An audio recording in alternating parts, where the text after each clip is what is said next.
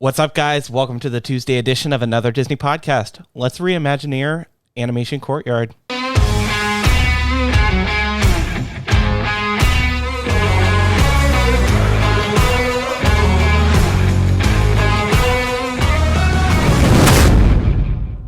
I'm so ready for this one. This too. Was when we picked this, I was like, yes, this is a space that a lot of people look at like as a dead end. Yeah. And like right now it's being used as part of it's being used as a relaxation station. But like this is an immense area that if you don't know all the history about it, like there's tons of room to expand. Let's actually go through. We'll just jump right in. So obviously Animation Courtyard was an opening day land, May 1st, 1989, when, what was the name of it? MGM Studios opened. Yes, MGM for the win.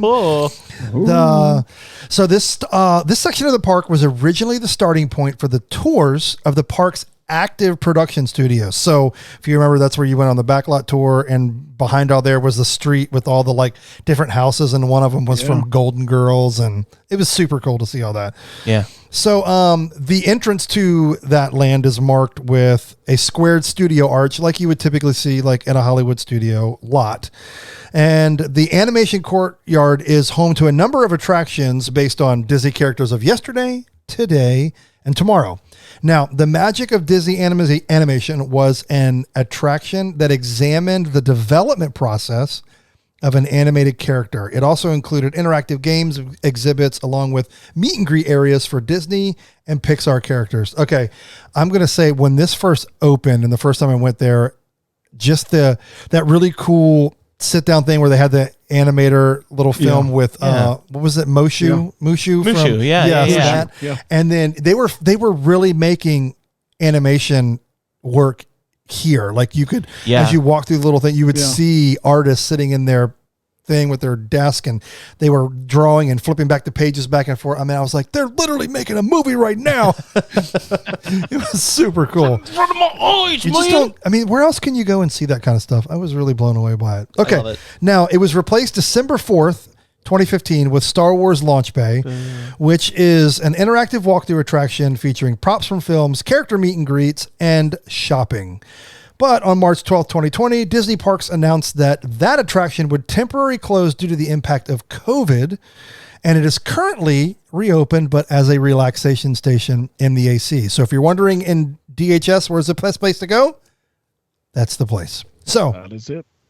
Now let's break down a couple of the little areas. The Courtyard section, it also hosts 2 live shows, Disney Junior live on stage, formerly Playhouse Disney live on stage, which entertains guests with puppet characters from all the popular shows on Disney Junior. And then across from that is The Voyage of the Little Mermaid, based on the film Moana. Nope. A Little Mermaid. Little Mermaid. We'll get there though. Okay. Hey, real quick, I want to interject this. Go. Talking about Playhouse Disney live on stage, that was originally the reason I really wanted to go to Disney World, because I was Playhouse Disney age when that was. That's sweet. That was big. That is. Yeah. It's sweet. On the screen now. Look how cute he is. Not. Look at it. Out of all the things at Disney World, Playhouse Disney Junior wanted you to. Guys, I was a big Bear in the Big Blue House fan. I loved that show. Okay. Yeah. Gotcha. And I actually got to see the Big Blue House. It was on stage. It was there. It was real. Isn't that the one that was like, mail time? Nope. That's Blue's Clues. Nailed it. Got the color right. Okay. Mail time. Back to the Voyage of the Little Mermaid. So I like this show. I know that doesn't. Most people don't.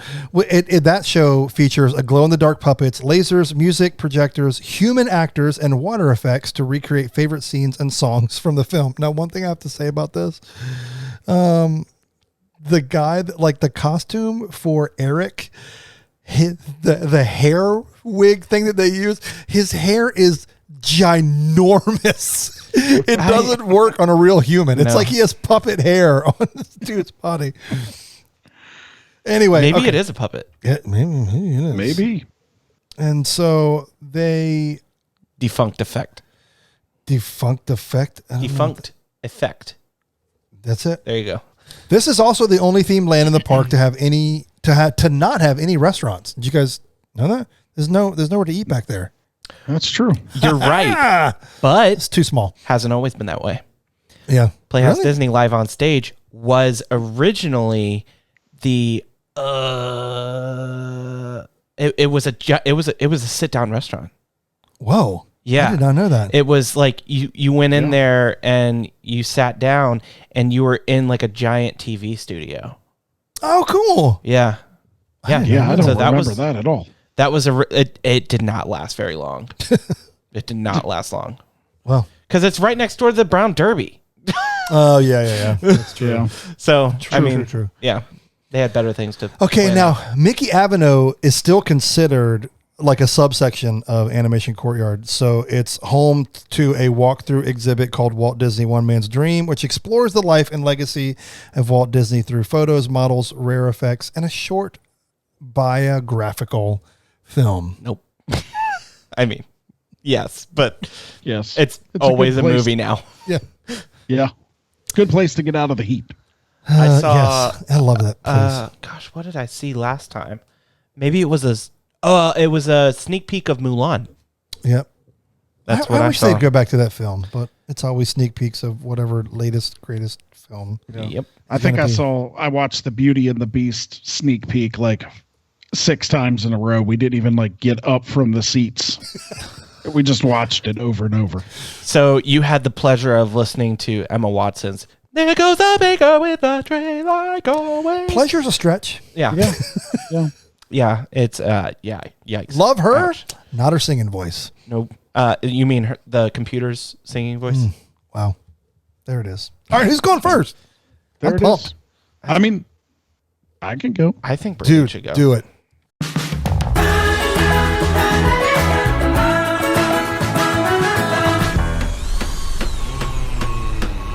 So this is what I would do with Animation Courtyard. So, I thought a lot about it, and I don't think I don't think we go full Pixar Pier, a la the West Coast Park, but I do think it should include some elements of it. So if I were able to reimagine this area, first we're going to get rid of all the buildings. That's a theme with me. Like, I'm not reusing stuff that's there. I'm going to get rid of all of it. So it doesn't seem like there's a lot of space there, like we talked about. But once those buildings are gone, we would see that there's a pretty fair amount of space there, and there's some space behind it to expand. So here's my vision. So I think as you walk under a newly reimagined studio sign, you have a choice to make. You can go left, where you would enter the world of the Incredibles. Think the city block that's located back by Pixar Place now, where they have like one city block and everyone comes out every once in a while and does a dance, and you can take pictures with that. So think of that, but on a grander scale. You'd have incredible characters walking around. There'd be interactive exhibits that make you feel immersed in that world. So the left path, you'd go through the city. There'd be shops and things like that, but the path would lead you back to the main attraction, which would be a dark ride that starts you in some sort of car that races through a city and eventually leads to the island where you join forces with Mr. Incredible to save the day. So a cool dark ride. I picture something like Mickey and Minnie's Runaway Railway, that kind of technology. Okay. So something super cool like that. That would be the Incredible side.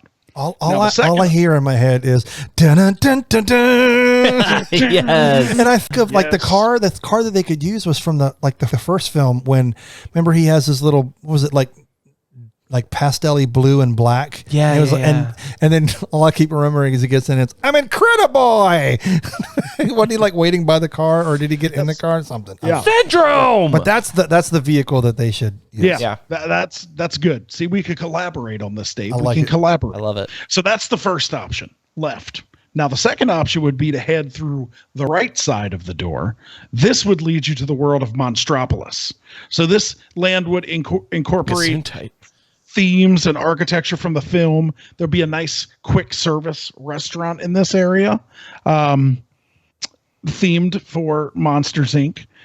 I would bring the Laugh Factory from Magic Kingdom to here. Really? Okay. Yeah, I like the Laugh Factory. I think it's a fun experience. It's a little long, and I may scale it down a little bit. Something maybe on the size of like Turtle Talk with Crush. So if you're there, it's not the Monsters Inc. Laugh Force like 400 seat theater. Turtle Talk with Crush, you probably got like 40 people in there. So I would scale it down, but I would bring it over there. I think it's popular enough that people still would go. So I would bring that over here and make that just a little bit smaller. The path for this one, though, would lead to an existing building, Rock and Roller Coaster, where I would just retheme this to a Monsters, Inc. ride. Yeah, man. This would keep the same ride experience, but update, obviously, the story and the decor. So that's kind of my idea. Two-sided, choose your own adventure. If you want to go choose The Incredibles or if you want to go choose Monsters, Inc. One new dark ride, one reimagined ride, but those would be the two main attractions in that area. And I think there's enough room to do it. I hear it.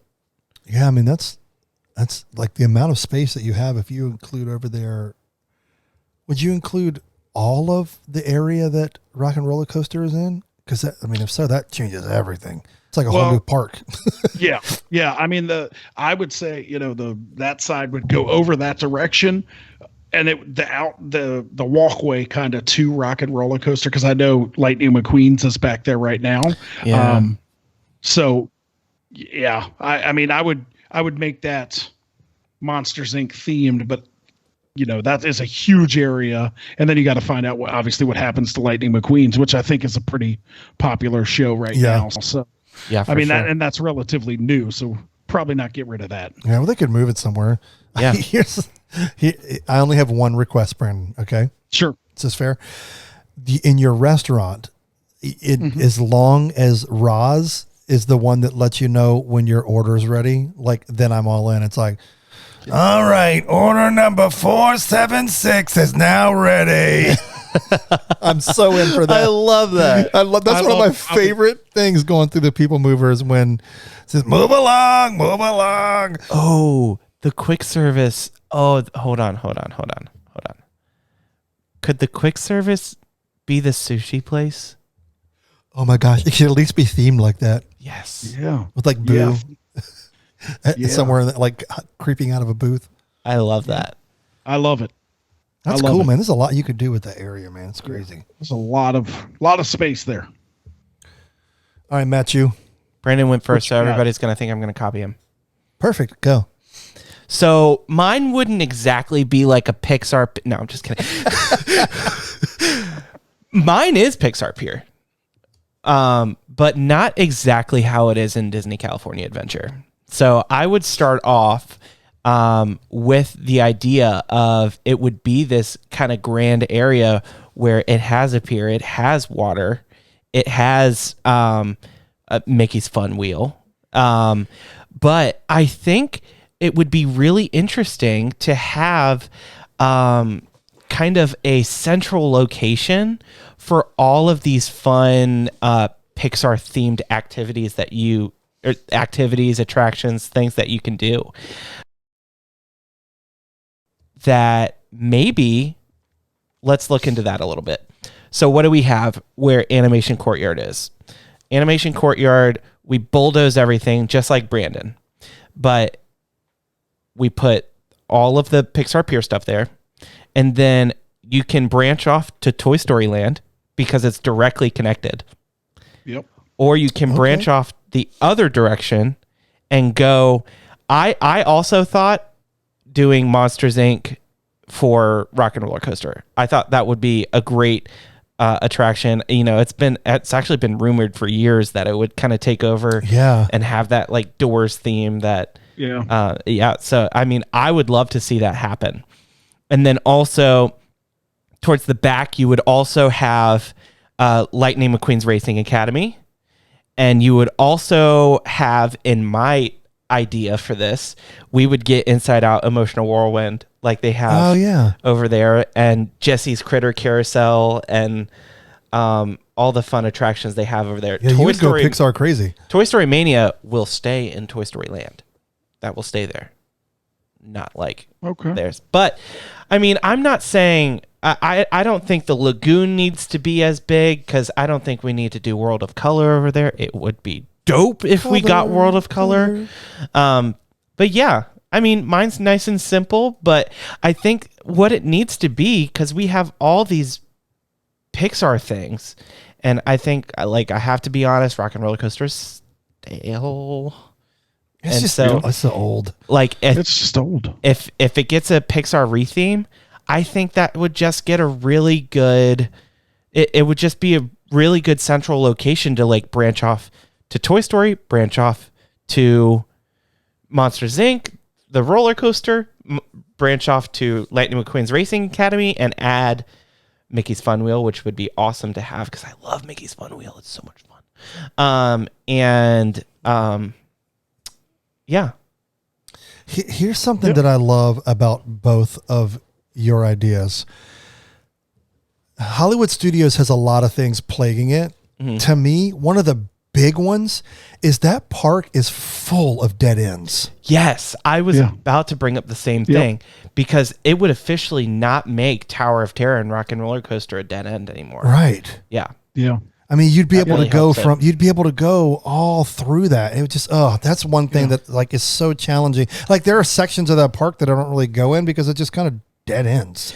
Well, I mean, I think of Toy Story Land.